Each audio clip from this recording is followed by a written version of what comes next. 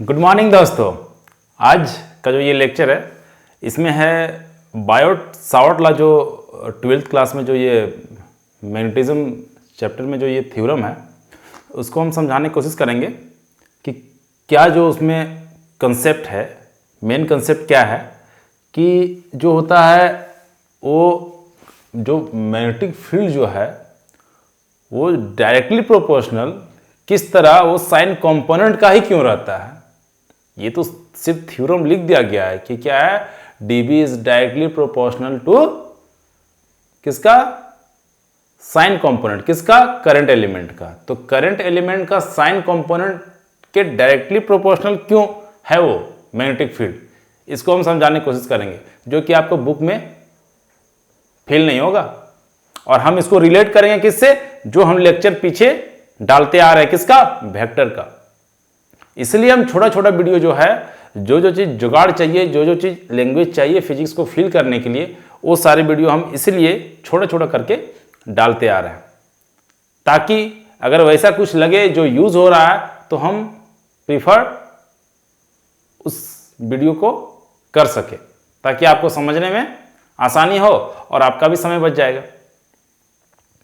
ठीक है, तो देखिए बने रहिए इस वीडियो में और समझने की कोशिश करें दोस्तों। देखिए ये बहुत ही ब्यूटी है, क्योंकि यही समझ लीजिए ब्रह्मा है, क्योंकि यही है ब्रह्मा। इसका कोर को समझ गया तो भैया फिर पूरा मैग्नेटिज्म में फील होने लगेगा। फिर क्यों हो रहा, काहे हो रहा, कैसे हो रहा। अगर यही नहीं समझे, सिर्फ रट लिया गया कि भैया ये डायरेक्टली प्रोपोर्शनल होता है साइन कंपोनेंट का, क्यों होता है पता नहीं।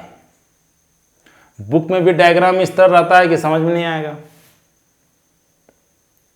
ठीक है, बहुत सारा बुक में भी एरर है।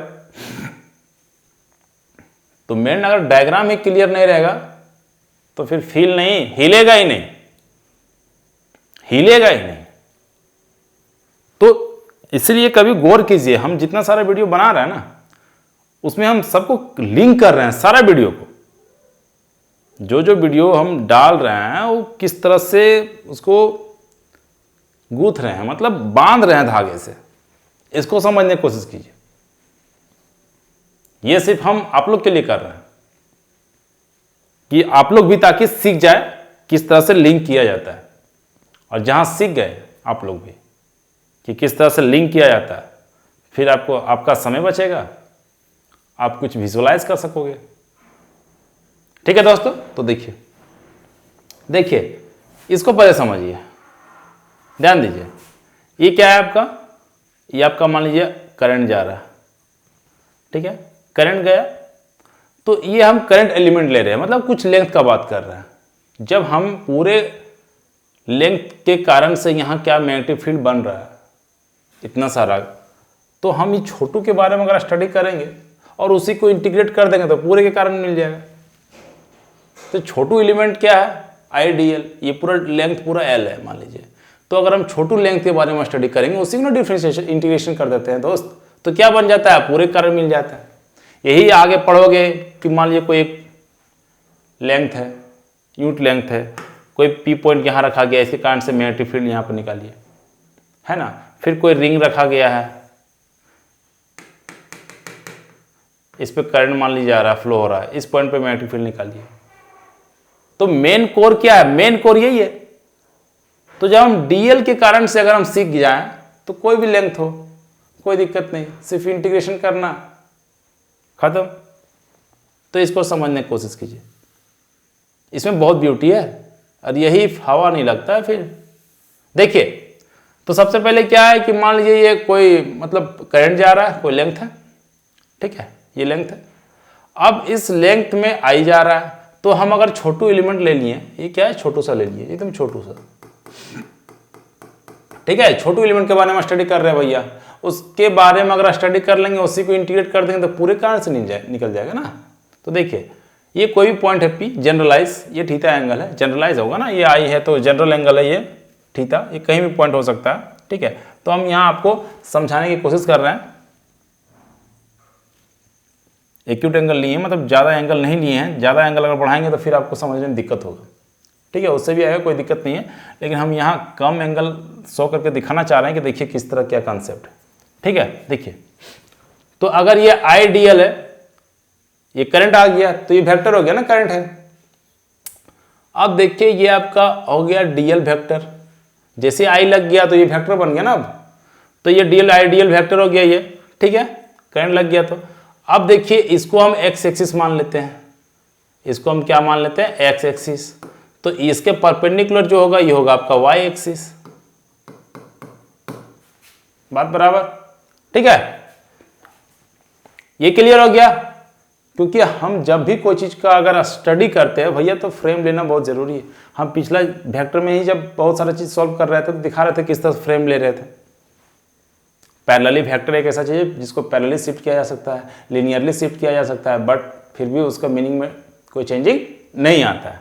तो ध्यान दीजिए, तो ये क्या है, ये आपका आइडियल हो गया। ठीक है, तो ये आइडियल है।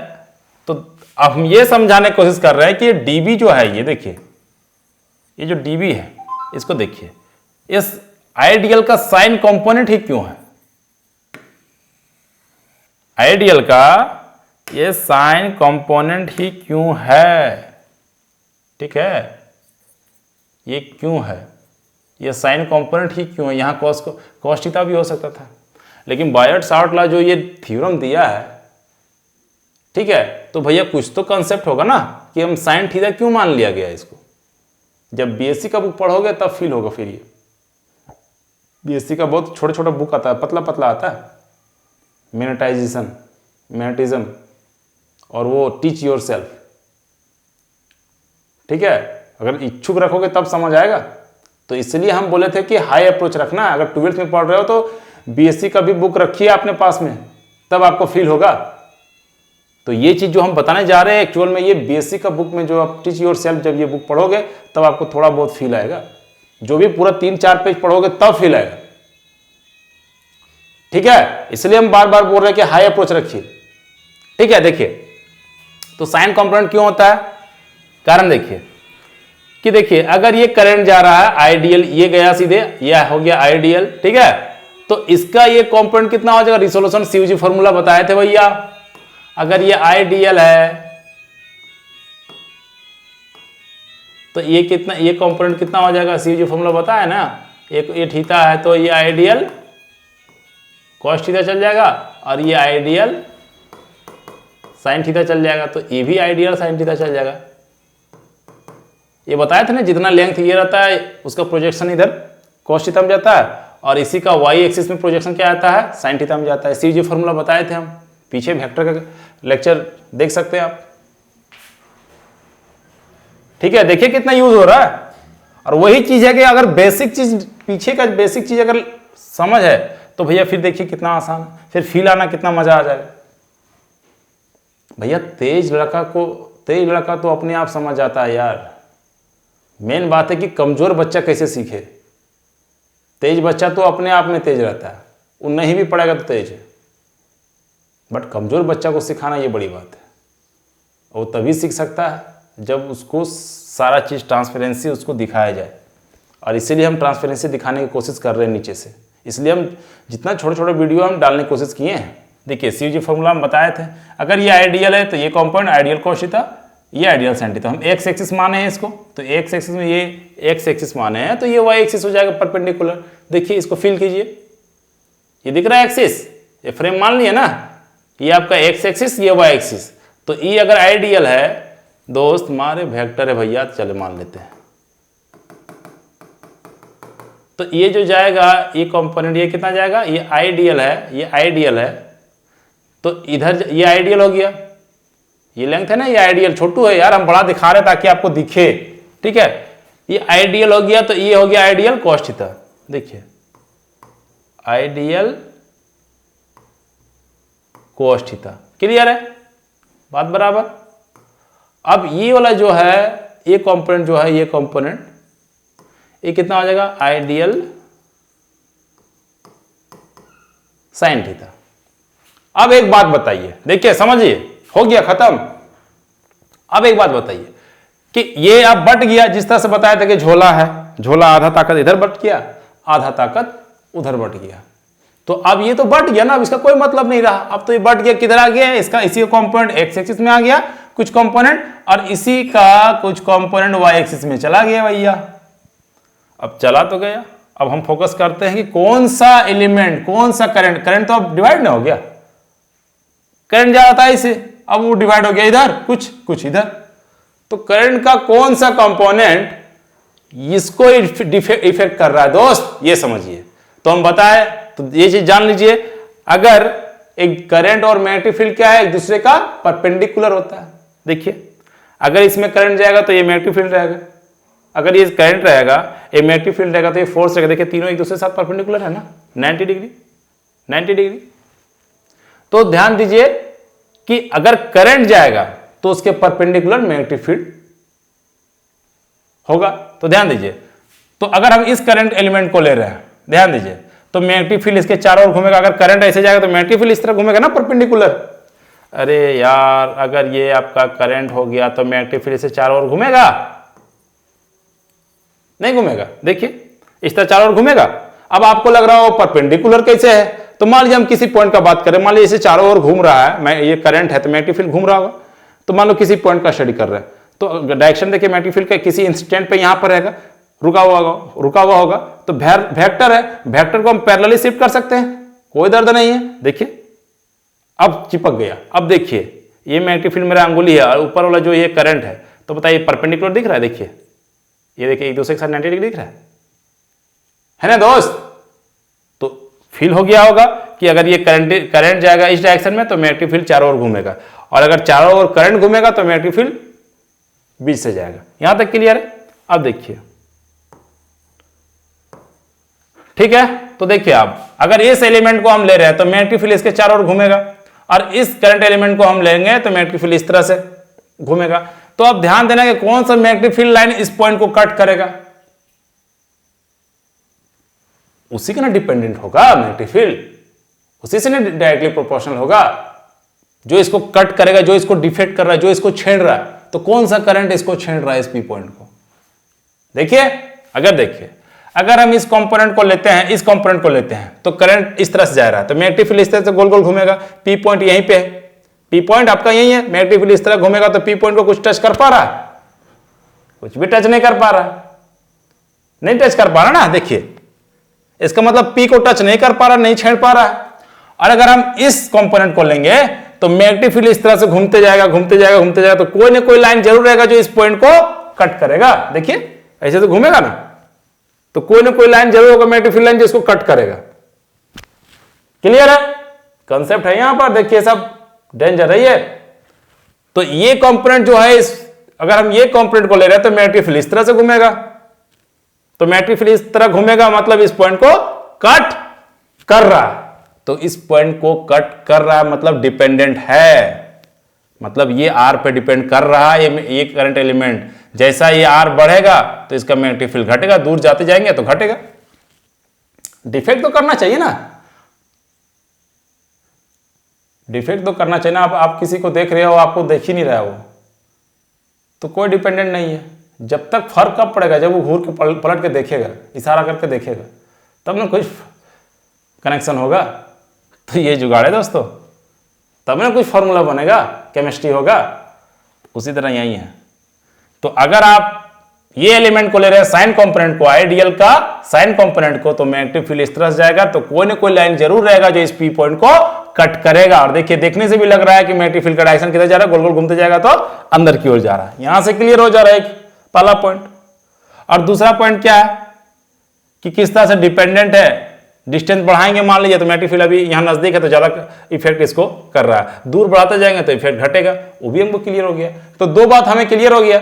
पहला बात क्या है कि भैया ये जो करंट एलिमेंट है, यानी यहां पर जो डीबी जो बन रहा है, डीबी यहां पर जो डीबी बनेगा अंदर की ओर जो जाएगा, अंदर की ओर, वो उसका जो इंटेंसिटी है वो जो है वो क्या है, वो किससे कौन सा करंट एलिमेंट पर डिपेंड कर रहा है? आइडियल साइन थीटा, ये कंपोनेंट साइन कंपोनेंट। तो हम बोल सकते हैं ये जो डीबी जो है ना यहां पर जो इफेक्ट दे रहा है वो डीबी किसके प्रोपोर्शनल होगा? Ideal sine theta. यहां तक क्लियर हो गया दोस्तों। अब देखिए एक चीज तो कंसेप्ट क्लियर, डायरेक्टली प्रोपोर्शनल मतलब क्या है कि भैया अगर ये बढ़ेगा करंट एलिमेंट तो भैया यहां पर मैग्नेटिक फील्ड क्या होगा,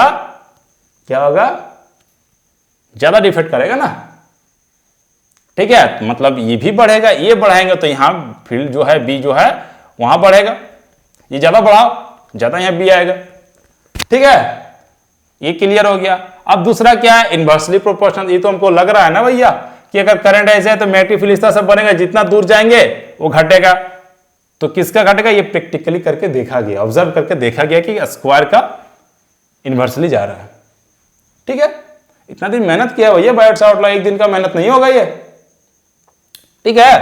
तो एक चीज ये है, क्लियर है ना, ये चीज क्लियर हो गया।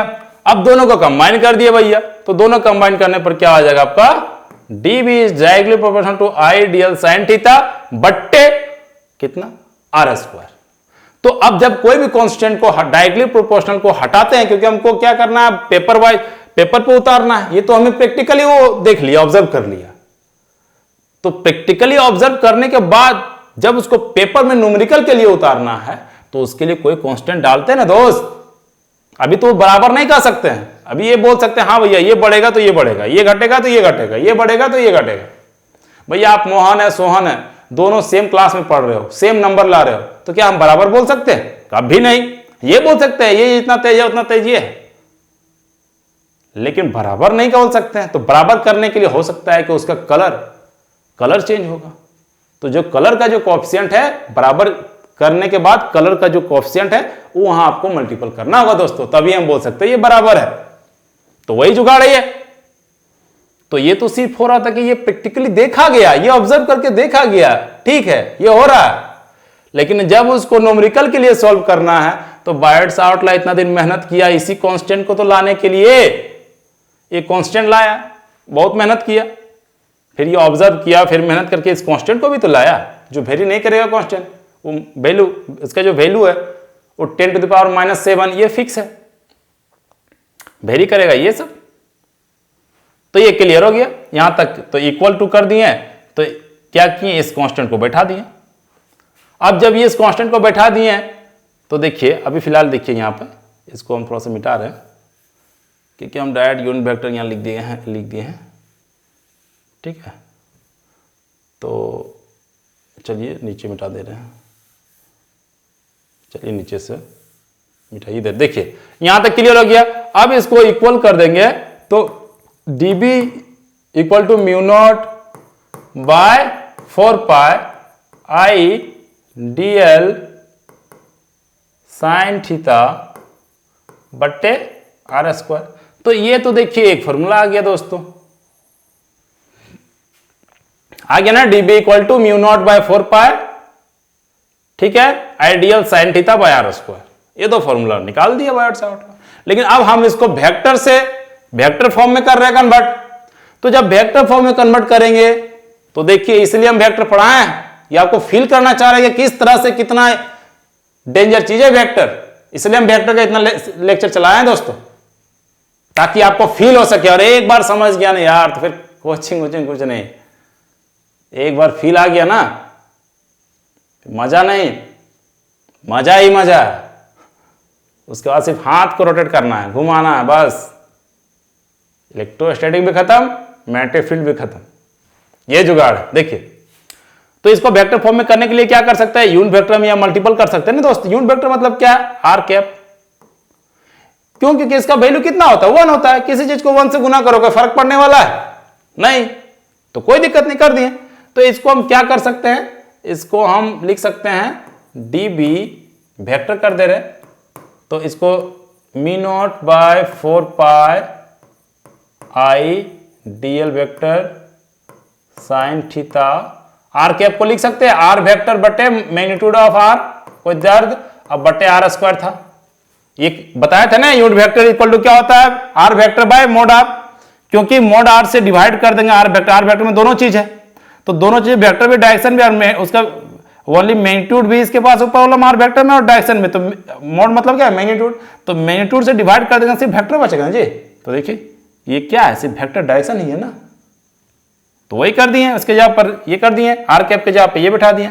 अब मोड आर और आर मल्टीपल होगा तो क्या होगा, आर क्यू हो जाएगा। देखिए इसको हम ले आ रहे हैं यहां पर, यहां लिख दे रहे हैं, क्या आ जाएगा, डीबी वेक्टर इक्वल टू कितना हो जाएगा, mu naught by 4 pi I D L sine theta into R vector बटे आर क्यू हो जाएगा।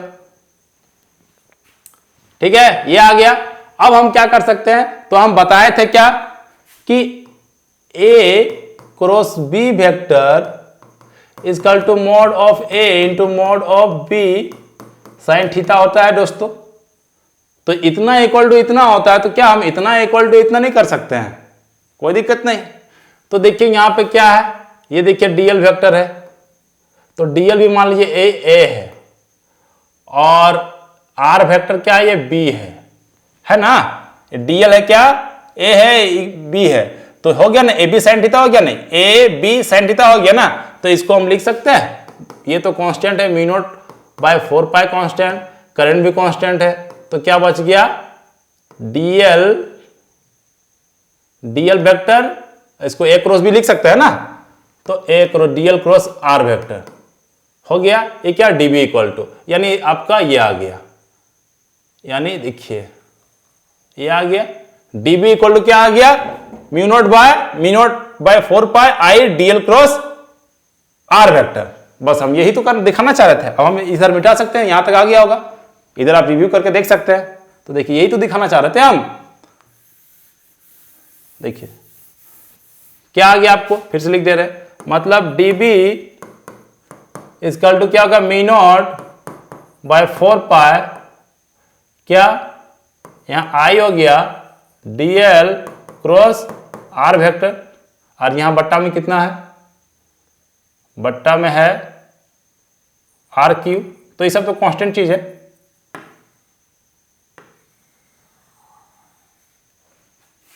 ये mu naught by 4 pi R cube, ये आई है, ये सब कांस्टेंट चीज हो गया।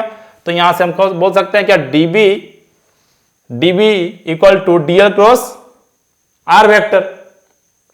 तो हम सिर्फ डायरेक्शन देखना है ना, तो मैग्नीट्यूड को हम क्यों ध्यान दें, हम सिर्फ देखेंगे डायरेक्शन।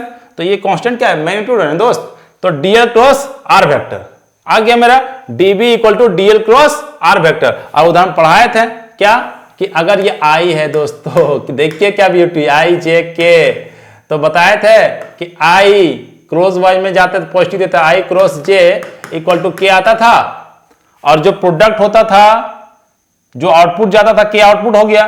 तो इनपुट में क्या, आई क्रॉस जे, तो ये तीनों एक दूसरे के साथ परपेंडिकुलर होता था दोस्तों, ये तीनों होता था ना, आई जे के होता था कि नहीं, देखिए।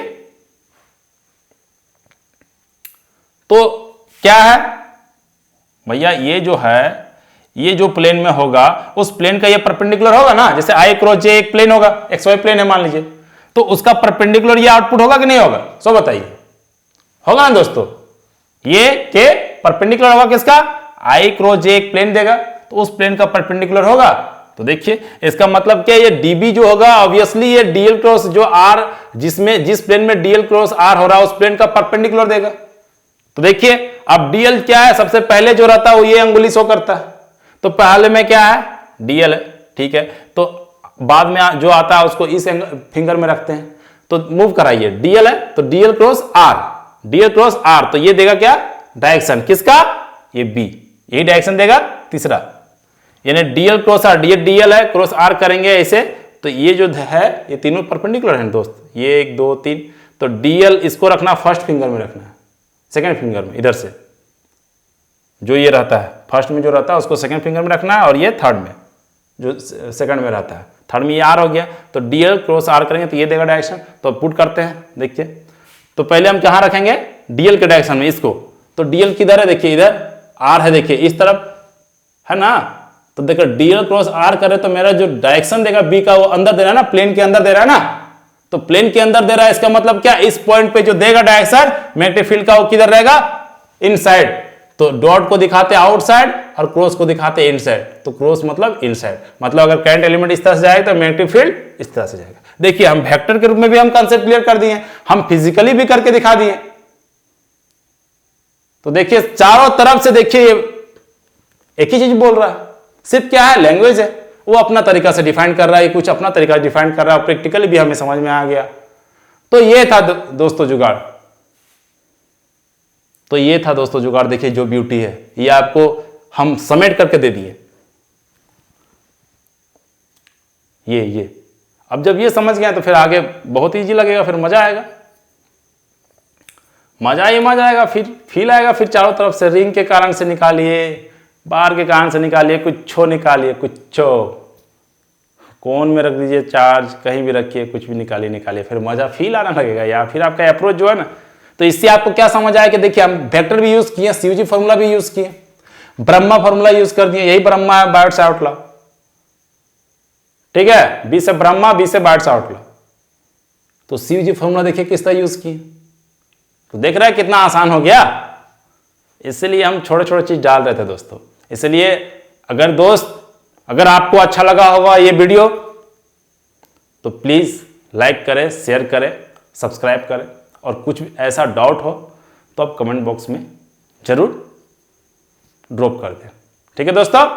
तो तब तक के लिए ओके बाय, कल मिलते हैं, ठीक है, नेक्स्ट वीडियो में, और वो भी रहेगा कंसेप्ट से भरा, ठीक है, बाय।